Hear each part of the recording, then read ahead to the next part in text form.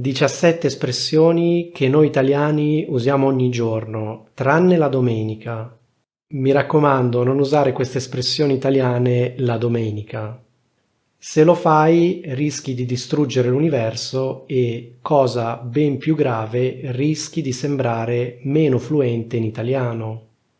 Io sono Luca e ti do il benvenuto sul canale Italiano con Luca. Ti ricordo che puoi attivare i sottotitoli e che qui trovi la trascrizione, il file audio e altre cose mostruosamente utili per migliorare il tuo italiano parlato.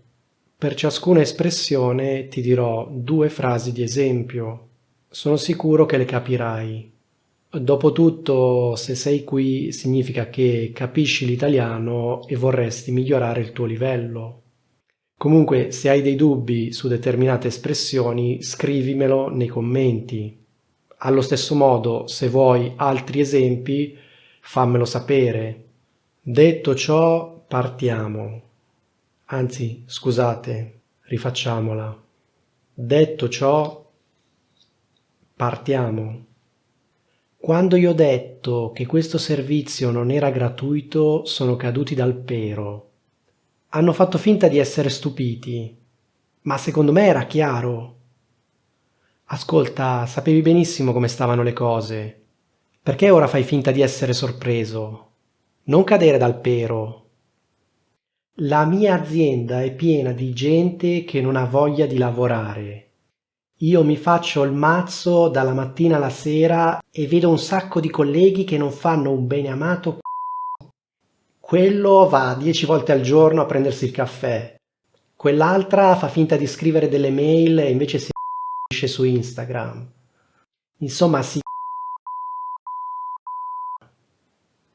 Basta, sono stanco di lavorare così tanto.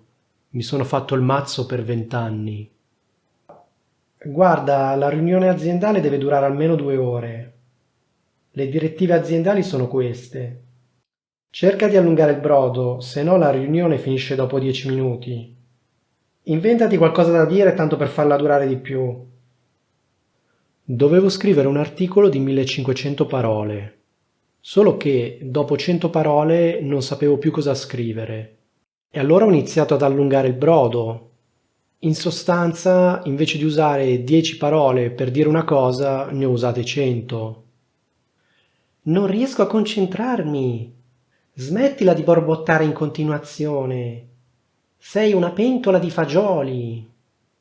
Ascolta, zio, sto cercando di studiare.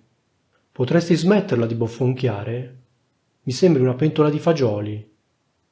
Carlos è onesto. Certo, a volte è un po' troppo, come dire, diretto e brutale. Se deve dire una cosa, la dice. Non ha peli sulla lingua. No, niente, alla fine Daniela mi ha detto che non le piaccio perché sono brutto. Diciamo che è una ragazza molto diretta, non ha peli sulla lingua. Sì, ma sai, per me se ne può anche andare a f***o. C'è modo e modo di dire le cose. Quell'esame è facilissimo. Ho studiato 2 giorni e l'ho passato. È proprio un esame fuffa. Cristina si è iscritta all'università automatica per studenti di italiano. Sì, ma per me quella non è una vera università. È un'università fuffa. Finora ho sentito solo spiegazioni incomplete. Per favore, spiegami per filo e per segno cos'è successo. Voglio sapere esattamente com'è andata. Raccontami la storia dall'inizio e in modo dettagliato. Raccontami la storia per filo e per segno. Michele dice che gli manca la sua ex. Dice che non troverà mai nessuna come lei. Secondo me dovrebbe andare avanti. Io gli dico di uscire e di conoscere nuove ragazze. Morto un papa, se ne fa un altro. Sì, ma zio, Stefania mi parla sempre del suo ex. Io le dico di non vivere nel passato. Io le ripeto sempre di andare avanti e di cercarsi un nuovo marito. Perché alla fine la vita va avanti.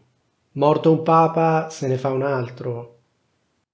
Secondo i piani, entro il 20 giugno dovevamo completare il 75% del progetto. Oggi è il 22 giugno. E che cazzo sto telefono? Oggi è il 22 giugno e non abbiamo completato neanche il 10%. Siamo in alto mare. Avevo 20 giorni per studiare 200 pagine. Sono passati 15 giorni e ne ho studiate solo 30. Sono decisamente indietro rispetto ai piani. Anzi, sono in alto mare. Chiara si è dimenticata di fare gli auguri di compleanno a Roberto e lui se l'è legata al dito. Ora quando la vede la tratta con freddezza. Martina aveva promesso a Laura che l'avrebbe aiutata, ma non l'ha fatto. Secondo me Laura se l'è legata al dito. Martina dice che biologia è la facoltà in assoluto più difficile. Lei ovviamente si è laureata in biologia e dice così per sembrare più intelligente. Porta l'acqua al suo mulino. Alex dice che il lavoro più impegnativo del mondo è l'insegnante di italiano. Ovviamente gli conviene dire così. Lui insegna italiano per stranieri. Dicendo così porta l'acqua al suo mulino. Non so quante persone ci sono esattamente. A occhio e croce ci saranno 20 persone. Senti, guarda, la distanza esatta non me la ricordo. A occhio e croce saranno 15 chilometri. Scusa, ma non puoi dire che tutti gli avvocati sono arroganti. Non puoi dare giudizi di questo tipo su un'intera categoria. Non fare di tutta l'erba un fascio. Michela dice che gli studenti non hanno voglia di studiare. Secondo me sbaglia a fare queste generalizzazioni. Fa di tutta l'erba un fascio. È chiaro che ci sono lo studente che non ha voglia di studiare e lo studente che ha voglia di studiare. L'allenatore ha messo le mani avanti dicendo che la squadra non è in condizioni ottimali. Per me sa già che questa domenica perderanno. Sì, ho parlato con l'idraulico. Mi ha detto che è un lavoro molto complesso e impegnativo. Per me mi vuole chiedere un sacco di soldi e sta mettendo le mani avanti. Sì, guarda, ho parlato col nostro cliente. Gli ho detto che è un periodo difficile per tutto il settore. Probabilmente avrà capito che stiamo mettendo le mani avanti e che non riusciremo a rispettare la scadenza. Ultimamente Stefania è sempre distratta. Ultimamente ha la testa tra le nuvole. Michele non è molto concentrato in questo periodo. Lo vedo molto distratto. Ha la testa tra le nuvole. Dobbiamo fare la cosa giusta e dire la verità. Alcune persone si offenderanno, ma dopo tutto, per fare la frittata bisogna rompere le uova. Mi dispiace dover vendere queste cose, ma ho bisogno di soldi. Per fare la frittata bisogna rompere le uova. Marco mi ha detto che i miei quaderni non è... Ok, ho perso la frase. Ok. Marco mi ha detto che non è stato lui a prendere i miei quaderni. Ma io non l'avevo mica accusato. Sinceramente il suo comportamento mi fa venire dei sospetti. Chi si scolpa si incolpa. O anche chi si scusa si accusa. Federico mi ha chiamato per dirmi che mia moglie non era con lui ieri notte. Ma io sinceramente non l'avevo accusato di niente. Perché mi ha detto questa cosa? Il suo comportamento mi fa venire dei dubbi. Chi si scolpa si incolpa. Oppure, chi si scusa si accusa. Per fare questo video mi sono fatto in 4 e ho sudato 7 camicie. O meglio, mi sono fatto in 3 e ho sudato 3 camicie. Nello specifico, la verde, la rosa e la gialla. Se sei arrivato o arrivata fin qui, significa che ti interessa veramente parlare bene l'italiano. Se hai apprezzato questo video e vuoi accedere a tutti gli episodi e ai contenuti extra, ti invito a diventare membro del club esclusivo.